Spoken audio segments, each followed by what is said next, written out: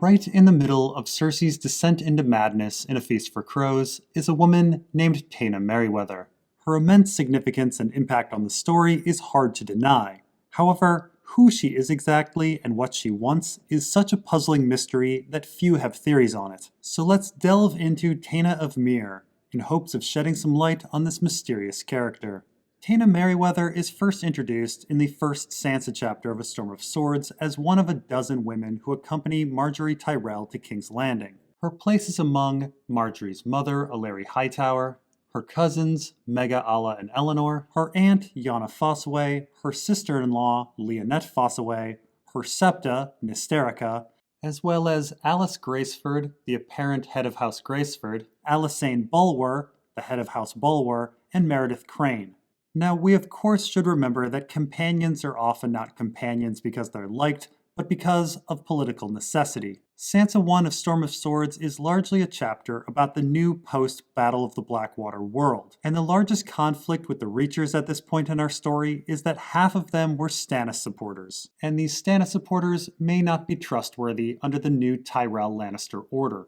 Notably, houses that supported Stannis include both House Fossaways and House Crane. House Crane was especially pro-Stannis as they had two marriages with House Florent, and a Parman Crane was imprisoned after the Battle of the Blackwater. Though they did support Renly first, as that's what House Florent did. Nonetheless, it seems almost certain that Meredith Crane is a ward, kept close to the Tyrells and the Lannisters to keep House Crane in line. And it's notable that Lyanna Fossaway is a Tyrell by birth, but is kept away from her husband Jon Fossaway through A Feast for Crows. Meanwhile, Leonette Fossaway, a Fossaway by birth, is kept close to her husband Garland Tyrell. This gives the Tyrells all the leverage over the Fossaways, and the Fossaways no leverage over the Tyrells.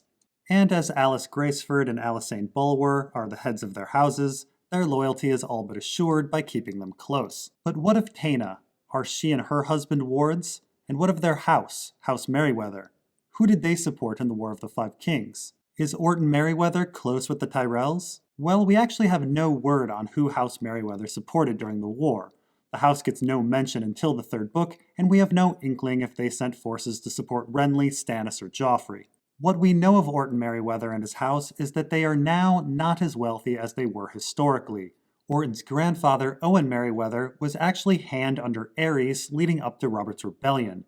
He failed to bridge the rift between Rhaegar and Aerys and contain Robert's Rebellion, and as a result was exiled by Aerys and stripped of his lands. One very relevant bit of history is that Owen Merryweather convinced Aerys to go ahead with the Harrenhal tourney, against the objections of the Master of Law, Simon Stoughton, and the Master of Coin, Carlton Chelstead. And the Harrenhal tourney was rumored to be a mechanism for which Rhaegar would call a great council to set his father aside. So Merryweather pushing for the tourney to continue does make it look like he was a secret Rhaegar supporter, which may explain Aerys' harsh treatment of House Merryweather. It also should be noted that the fate of Owen Merryweather is remarkably similar to the hand that followed him, Jon Connington. Jon Connington too was exiled and stripped of his lands after failure, because of, according to Jon Connington himself, Aerys' suspicion. What Aerys was suspicious of with Jon Con is unknown. Secretly supporting Robert? Secretly supporting Rhaegar? Jon Con did in fact certainly favor Rhaegar heavily, so it may be that Aerys was onto something. And if the pattern held between the two hands, Aerys was likely suspicious of Owen Merryweather as well. Now, after the rebellion, Robert actually restored some of Merryweather's lands and allowed Owen's grandson Orton to return from exile, bringing with him his wife Taena.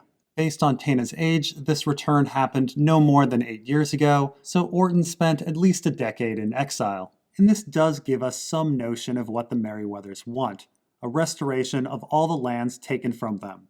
Who currently holds these lands is another big unknown. Neighbors? The Crown? The Tyrells?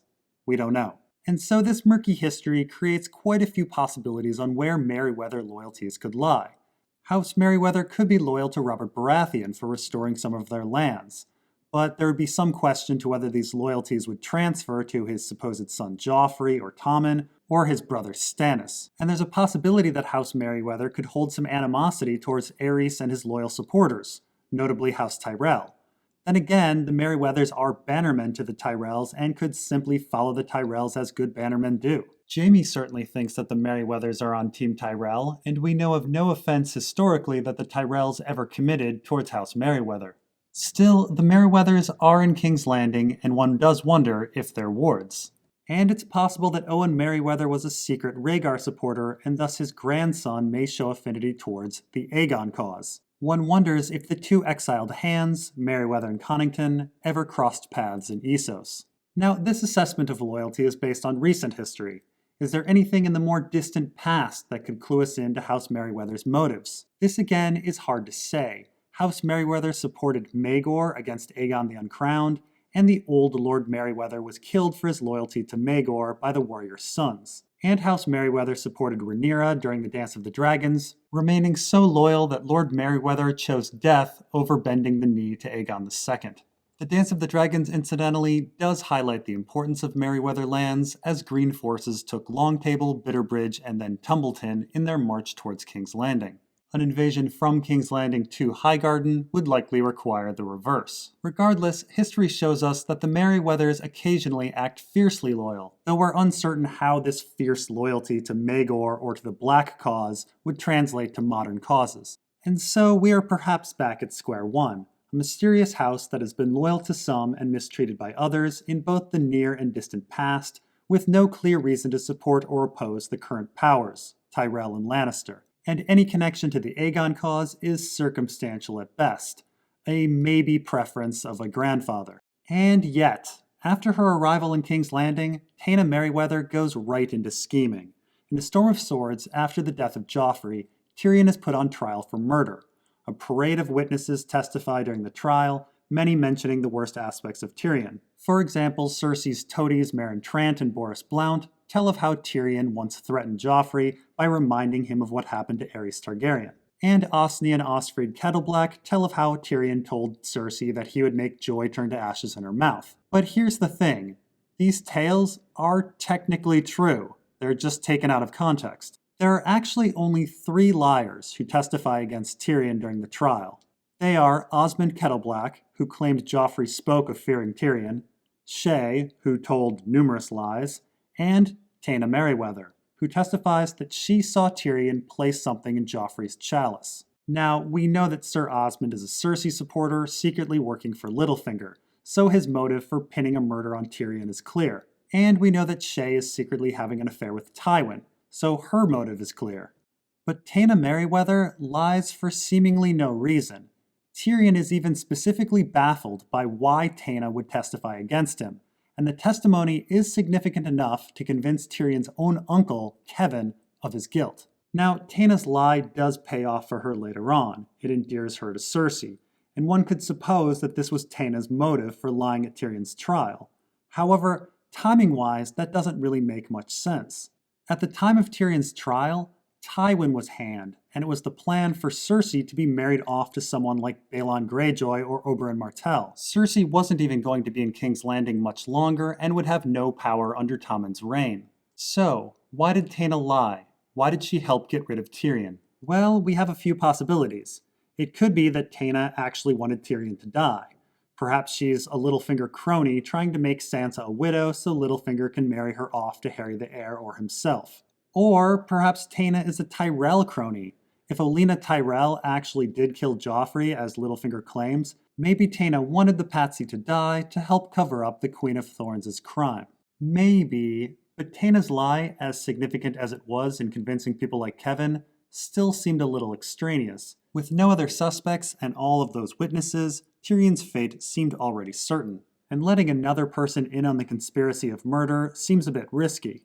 Now, it could be that Taena was hoping her lie would endear her to Tywin as it does to Cersei, though this doesn't seem to be the case as Taena's ability to get close to Cersei relied heavily on them both being women and mothers. It's pretty unlikely that Taena could form a friendship with Tywin like she could with Cersei. Really, Orton Merryweather, being a man, would be the more logical choice to falsely testify if getting close to Tywin is the goal. One could perhaps make an argument that Taena was going to try to seduce Tywin, but it would be an odd time as Tywin had his hands full with Shae. If a spy knew Tywin were susceptible to being seduced, one would think they would also know about Shae. It could be that Taena wanted to please Cersei as she knew Cersei would soon rise to power.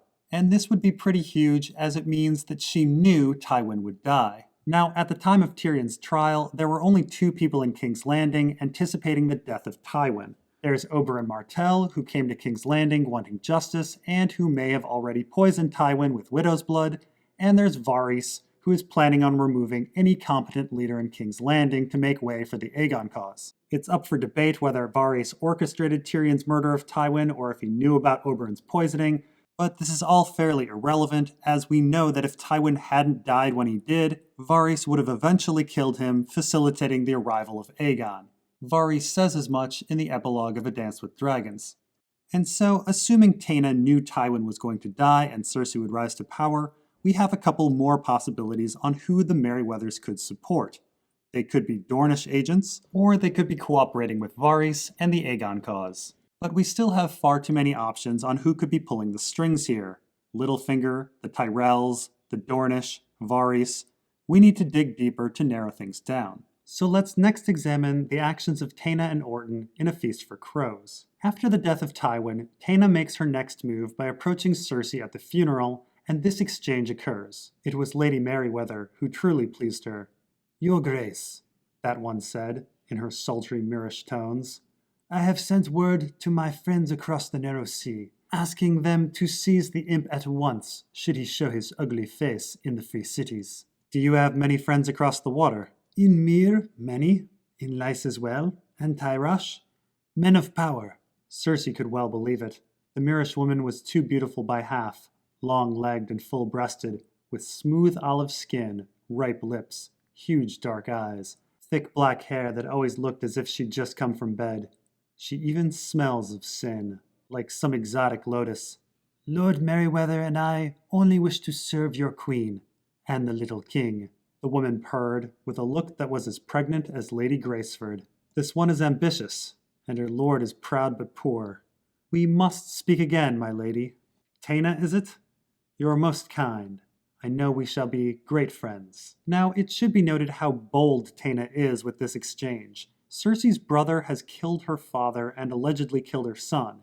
It's a delicate situation, and every other person at the funeral has used their time to either praise Tywin or ask for political favors. Taena is unique in that she insults Tyrion and promises aid in his capture, and then promises to serve Cersei and Tommen. Her words are remarkably tailored for Cersei as a person, vengeance-focused, offering favors rather than asking for favors, with no praise of Tywin, whom Cersei had her issues with. The exchange is so spot on that it seems as if Taena has been briefed on how to act around Cersei from someone who truly knows her and her relationships. Taena is even able to capitalize on Cersei's bisexual tendencies. And although perhaps any spy could figure out Cersei as a character, this detailed examination of Cersei's psyche does fit characters like Littlefinger and Varys rather well. Now, interestingly, Taena mentions that she has powerful friends in Myr, Tyrosh, and Weiss. We have no idea if this is true. At no point does she rely on them or deliver news from across the Narrow Sea, but it is of note that Varys is from Myr, though the Dornish also have connections in the Free Cities, notably in Tyrosh and Weiss. The next time Taena and Cersei cross paths is after Tommen's wedding. Taena comes upon Cersei as she weeps. "I have a son as well. I know that I shall weep rivers on the day he weds." Cersei wiped her cheeks, furious that she had let her tears be seen. "My thanks," she said stiffly. "Your Grace, The Myrish woman lowered her voice. "There is something you must know. Your maid is bought and paid for. She tells Lady Margaery everything you do." Senelle? Sudden fury twisted in the queen's belly. Was there no one she could trust? "You are certain of this." "Have her followed. Margaery never meets with her directly. Her cousins are her ravens. They bring her messages. Sometimes Eleanor, sometimes Alla, sometimes Mega. All of them are as close to Margaery as sisters. They meet in the sept and pretend to pray. Put your own man in the gallery on the morrow, and he will see Senelle whispering to Mega beneath the altar of the maiden. If this is true, why tell me? You are one of Margaery's companions. Why would you betray her?" Cersei had learned suspicion at her father's knee. This could well be some trap, a lie meant to sow discord between the lion and the rose. Long Table may be sworn to Highgarden, the woman replied with a toss of her black hair, but I am of Myr, and my loyalty is to my husband and my son. I want all that is best for them. I see. In the closeness of the passage, the queen could smell the other woman's perfume, a musky scent that spoke of moss and earth and wildflowers. Under it, she smelled ambition. She gave testimony at Tyrion's trial, Cersei recalled suddenly. She saw the imp put the poison in Joff's cup, and was not afraid to say so. I shall look into this, she promised. If what you say is true, you will be rewarded. And if you've lied to me, I'll have your tongue, and your lord husband's lands and gold as well. Your grace is kind, and beautiful. And so here Taena again acts in a way that seems tailored for Cersei. She sympathizes with Cersei, giving her an out for her crying, highlights the fact that she too is a mother, and then gets Cersei to focus again on hatred, this time at Cersei's maid Senal. And then she finishes everything up by complimenting Cersei's beauty. Now we actually have no idea if Senal is guilty of being a spy. It may be that Cersei looked into this and caught Senal telling secrets to Mega, but it also may be that Senal has been set up and has another more innocent reason to talk to Mega. And it also may be that Taena was bluffing and Cersei never followed up on Taena's claim. After all, for the rest of this chapter, Cersei 3, Cersei appears to take Taena's accusation on face value and views Senal with rage. And after that, we never see Senal again. The next chapter where we see Cersei, Jaime 2, Taena has further endeared herself to Cersei, and then in Cersei 4, a new woman named Dorcas is now Cersei's maid. Only later do we find out that sometime between Cersei 3 and Cersei 4, Cersei gave Senal to Qyburn to be experimented on. One thing that makes Senal appear innocent is that Mega, her supposed go-between, is consistently described as childlike, innocent, loud, and more interested in boys than anything else. Not exactly a spying type. Not to mention, there is no reaction whatsoever from the Tyrells about Senal's disappearance. One would think that there would be some sign of them becoming more cautious and fearful if their paid informant were murdered, but we get absolutely nothing. Now, I bring up the possibility of Senal's innocence, as Cersei herself does wonder if Taena is telling the truth. She thinks that this could be some sort of trap, a lie meant to sow discord between the Lion and the Rose. And Cersei's idea is notable as it's precisely what Varys said his stated objective was in the epilogue of A Dance with Dragons, to have the Tyrells and Lannisters be in conflict through Cersei's work. Now I will say, creating distrust of the Tyrells doesn't really make sense as a motive for the Tyrells. The Tyrells seem to want to slowly usurp power through trust, and while Littlefinger also likes to spread discord, he is actually displeased that things are unraveling so quickly in King's Landing. So this interaction does seem to point to Varys, though we do have no reason yet to dismiss Dornish meddling. We next run into Taena in Jaime 2 when she's spending time with Cersei in her solar. Taena actually says relatively little in this chapter, other than recommending sending a lion cub to Lolly Stokeworth's bastard, perhaps suggesting infanticide, but Jaime and Cersei's discussion afterwards is very enlightening. Cersei claims that she thinks Taena is a Tyrell spy, but that she will use her to feed information to Margaery while receiving information on Margaery from Taena. Jaime wonders what useful information Taena has provided, and Cersei says, "Did you know the Queen of Thorns keeps a chest of coins in her wheelhouse? Old gold from before the conquest. Should any tradesman be so unwise as to name a price in golden coins, she pays him with hands from Highgarden, each half the weight of one of our dragons. What merchant would dare complain of being cheated by Mace Tyrell's Lady Mother?"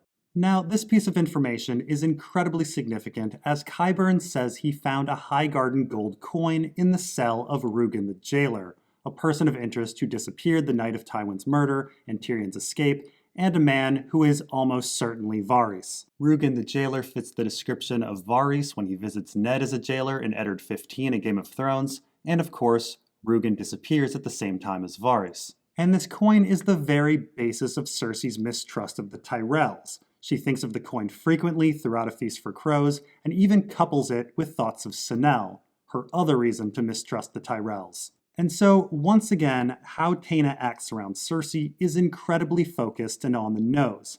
Of all of the pieces of information that she could feed Cersei, it happens to be information on where the Highgarden gold coin could come from. It's far too specific to be a coincidence. Now, as it happens, there are only two possibilities on where the Highgarden coin came from. Either Qyburn produced the coin and lied in his claim that it was from Rugen's cell, or it actually was from Rugen's cell and was placed there by Rugen. That is, by Varys. And so now we're beginning to narrow things down a bit. Taena is almost certainly working in concert with the planter of the Highgarden gold coin. That is, either with Qyburn or with Varys. Now, Qyburn's master, if he has one, is a bit of a mystery. I would argue that he's a Dornish agent. I have a video on it, The Deeper Dorne Part 3, and we know that Varys is aligned with the Aegon cause. But which one is Taena's partner, Qyburn or Varys? Which is her cause, the Martells or Aegon? Well, next time we will discuss the actions of Taena's husband in one of my favorite chapters, Cersei 4, or the most fun you can have ruining the Seven Kingdoms with the Small Council. And so we'll see you in Part 2. Thanks for watching, and we'll see you next time.